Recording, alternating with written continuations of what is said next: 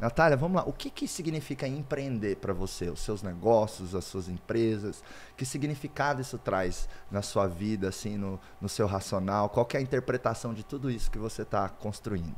A interpretação que eu tenho hoje é de que a gente não tem aquela sensação de vou chegar em algum lugar e relaxar. Não tem mais esse sentimento. Então, o empreendedor nato, ele sabe que ele é aquele que não vai chegar nunca numa zona de conforto. Ele tem que construir mais, ele tem que buscar mais, ele tem que trazer novidade.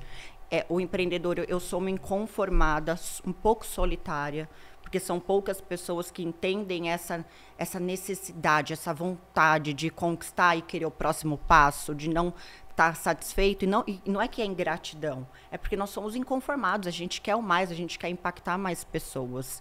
E muita gente fica, não, você tem que desacelerar, você tem que ficar mais tempo com a família. E as pessoas querem mandar na nossa vida.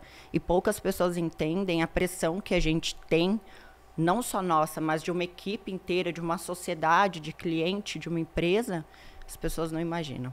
E muitas vezes até somos taxados assim como gananciosos, Exato. né? Para que mais dinheiro?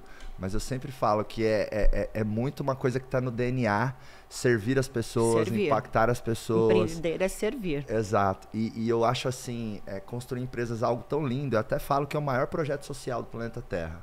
Você hoje com milhares de alunas, né, impactando milhões de pessoas nas suas redes sociais. Sim. Você ajuda muita gente. Então, para mim, é um projeto social. Para mim, as empresas são ONGs com fins lucrativos. Sim, e elas têm oportunidade de ajudar muitas pessoas. Porque eu falo, o dinheiro não é fim. O dinheiro é meio. É o meio que faz tudo girar. Né? Uma empresa, ela precisa ter uma marca que ela vai deixar no mundo. Qual é a marca que a sua marca vai deixar no mundo? O que você quer deixar? Qual é o legado? Então, hoje, principalmente hoje, as empresas que têm uma história, que têm marca, que são empresas bonitas, que elas existem para o outro, para servir a dor, para curar, são empresas que vão perpetuar agora, porque essa é a fase. O sentido da empresa, a consciência, a intenção dela. Não é dinheiro por dinheiro, serviço por serviço, produto por produto, entende? Até a educação. As pessoas se inspiram na persona por trás do projeto. Qual é a história, né? Onde eu me conecto com ela? E é assim que a gente vai ajudando muitas pessoas. Além dos projetos sociais, que depois eu quero falar, que a gente tem, que legal, o Instituto saiu. Que legal. Inclusive, Natália, conta para as pessoas um pouquinho, né? Esse antes e depois da Natália. Sim. Esse ecossistema, esse império que vocês estão construindo do grupo Natália Beauty. Sim, né? com certeza. Fala um pouquinho de onde você saiu e como estão os seus negócios hoje, o seu ecossistema. Perfeito. Eu comecei em 2016, eu morava em São José do Rio Preto, eu era casada, né, com meu ex-marido, morava lá. Trabalhei a vida toda com restaurante, então trabalhei aqui em São Paulo, restaurante, vida loucura. Não fiz a faculdade, não estudei e fui morar em Rio Preto, dependendo de marido. Então, é o que eu falo, por que é importante? Porque hoje o cenário da mulher no Brasil ainda, por incrível que pareça, é uma mulher totalmente dependente. Então, eu era dependente do meu pai e fui para uma dependência pior ainda, que era a dependência do marido. E comecei a trabalhar como recepcionista, gerente numa clínica de estética em São José do Rio Preto.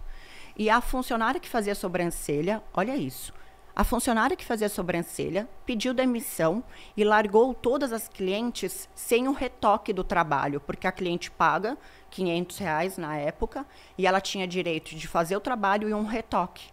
Só que como ela saiu, ficaram todos os retoques por fazer. E eu sou uma pessoa obcecada por solucionar problema. Eu sou apaixonada por problema, porque a criatividade é uma coisa muito poderosa na hora de resolver, e eu amo.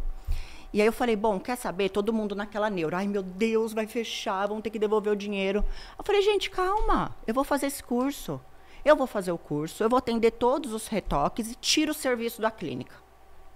Aí eu continuo gerente e a gente apaga o incêndio e a gente não vende mais nenhuma sobrancelha. Combinado. Em dezembro de 2015, fiz o curso, 3 dias, peguei um ônibus 11 da noite, cheguei em São Paulo 6 da manhã, fui para o curso. À noite, voltei também de madrugada por causa da minha filha. Fiz o curso, voltei. Comecei a atender sobrancelha, me apaixonei. Na verdade, eu enxerguei a oportunidade da minha vida ali, de ter uma profissão minha, mesmo fazendo sobrancelha. Comecei a fazer, depois de um ano me separei, voltei a morar em São Paulo totalmente endividada, que eram dívidas de antes do casamento. E como eu queria sair de casa, porque eu cresci num ambiente totalmente hostil e violento, eu não contei das minhas dívidas para o meu ex-marido. Então elas foram crescendo e quando eu me separei, logo tá 10 vezes maior. Então eu voltei com uma filha pequenininha de 2 anos e meio, sem ajuda financeira, nunca tive, e sem apoio emocional. Então voltei a morar na casa do meu pai, da minha mãe, que era o meu maior pesadelo, e com a minha filha. E sem dinheiro, fracassada e sem perspectiva de vida. E aí eu falei, a única coisa que eu sabia fazer, ou eu voltava para restaurante, ou eu fazia sobrancelha, e era a minha única oportunidade, eu não tive outra. E aí eu fiz aquilo acontecer, comecei a trabalhar, saía de casa, ia na casa das clientes, voltava às 11 da noite, fui juntando o meu dinheiro, juntei o suficiente para 3 meses de aluguel, tanto de um apartamento quanto de uma salinha comercial. A salinha tinha 30 metros, o apartamento 40, mas foi assim, a minha liberdade foi essa. Todo mundo falou, você vai fazer sobrancelha? Sobrancelha não dá dinheiro, vai fazer uma faculdade, né? Você é uma mulher inteligente, sobrancelha, entende? Aí eu falei, não, é a única coisa, é a minha chance, eu poderia ficar lá com a minha filha num apartamentinho de 40 metros. Eu estava tão feliz, tão feliz. Comecei a construir, eu falei, eu quero mais. Comecei a trabalhar também muito, e aquela coisa, levava minha filha para a escola de manhã, vai lá às 6 horas, voltava a trabalhar, ela ficava comigo. E foi crescendo, aí eu criei uma técnica totalmente inovadora na área, a Flow Brows, que é uma técnica muito natural. O que antes falava só em sobrancelha padronizada, eu despadronizei as medidas de sobrancelha e isso viralizou. Comecei a dar muito curso, porque as pessoas começaram a procurar, trouxe outras técnicas, então eu fui expandindo, escalando o meu leque de serviço, né? Eu recebo muita pergunta, como eu faturo mais? Eu falo, quantos serviços você oferece? O que você oferece? Olha o tanto de serviço na mesa que você está deixando, que são complementares e recorrentes do que você faz. Vender mais para o mesmo cliente, exato, né? E as pessoas não têm esse insight. Para nós é uma coisa um pouco óbvia, né? Mas o óbvio precisa ser dito, porque o nosso óbvio não é o óbvio do mundo. Total. E a nossa missão qual que é? Falar o nosso óbvio, que é a nossa essência. É a nossa autenticidade, que é o óbvio nosso, que para a pessoa ela aprende com a gente. Então, as pessoas não têm essa. E eu comecei a trazer muitos procedimentos, expandi o meu leque de cursos presenciais, né, naquela época, 2017, 2018. E aí eu comecei a expandir. Não tinha pago as dívidas ainda. Aluguei uma casa, porque eu tinha uma agenda de clientes para 6 meses na frente. Então, eu aluguei uma casa 10 vezes maior, 10 vezes mais aluguel. E não tinha o dinheiro para pagar. O cara não queria alugar para mim, porque eu estava toda endividada, com o nome, com o carro em busca e apreensão, Serasa. Ele falou, eu cheguei na reunião de pijama, porque tem a história do pijama na empresa, todo mundo trabalha de pijama, os cursos, os alunos recebem o pijama. Muito legal esse do pijama. Muito. E aí eu tinha acabado de dar um curso, cheguei lá de mochilinha. Tem pijama para homem também? Tem. Eu quero pijama. Eu vou te mandar um pijama. Bom, vai chegar bom. os pijamas masculinos super legais, Mandam diferentes. Para mim e para Lilica. Vou mandar igual. E aí foi. E o pijama, ele veio nessa coisa do fora do padrão, sabe? E você sempre foi assim, fora do padrão? Ou isso aflorou frente à dificuldade, o problema e a necessidade? Aflorou. Quando eu fui pro fundo do poço, em 2017, foi o momento que eu mais me conheci, assim. Onde eu conheci os limites da Natália. Na verdade, onde eu descobri que a Natália não tem limite. Que nós não temos limite. Até a gente ficar totalmente nu, você falar, e agora? É sobrevivência. Toda endividada, todo mundo sabia das dívidas, né? Então, porque eu tive uma história anterior na internet que eu fui cancelada em 2015, antes de começar a trabalhar na área, e expuseram todas as minhas dívidas. Só que aí eu me fechei e depois eu renasci fazendo sobrancelha. Mas foi o fundo do poço, ele me ensinou. Foi da onde eu entendi que não tem um limite, que a minha força toda estava ali. E aí eu resgatei a minha infância, reprimida. A criança Natália, que foi deixada no passado, com os meus compromissos, com os meus erros.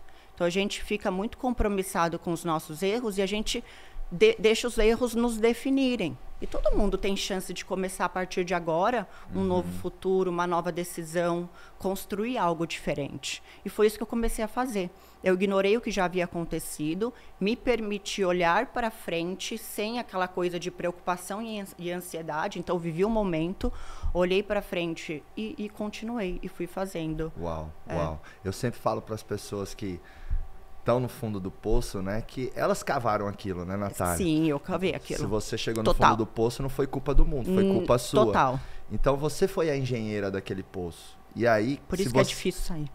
Se você é difícil sair porque a gente que cavou, mas a gente sabe o caminho de volta, né? Exato. Porque não foi o outro, foi eu. Autorresponsabilidade. E eu percebo que grandes pessoas como você, na minha história também tem muito disso, né? Esses momentos onde a gente chega numa situação desesperadora até, ou numa situação muito caótica, são momentos que parece que a gente consegue encontrar soluções, força, uma divindade, uma grandeza. Exato, uma divindade. E uma grandeza dentro da gente que a gente consegue dali em diante, né, construir coisas muito maravilhosas. Então você que é dono ou dona de empresa e está passando por um momento difícil, saiba que isso não é o livro da sua história, isso é um capítulo da sua história. Total. E a Natália é prova disso aqui, né? Se ela interpretasse que ali esse período 2015, entre 2015 e 2017 fosse o livro da vida dela, teria desistido. Teria desistido e hoje não teria esse trabalho lindo, né?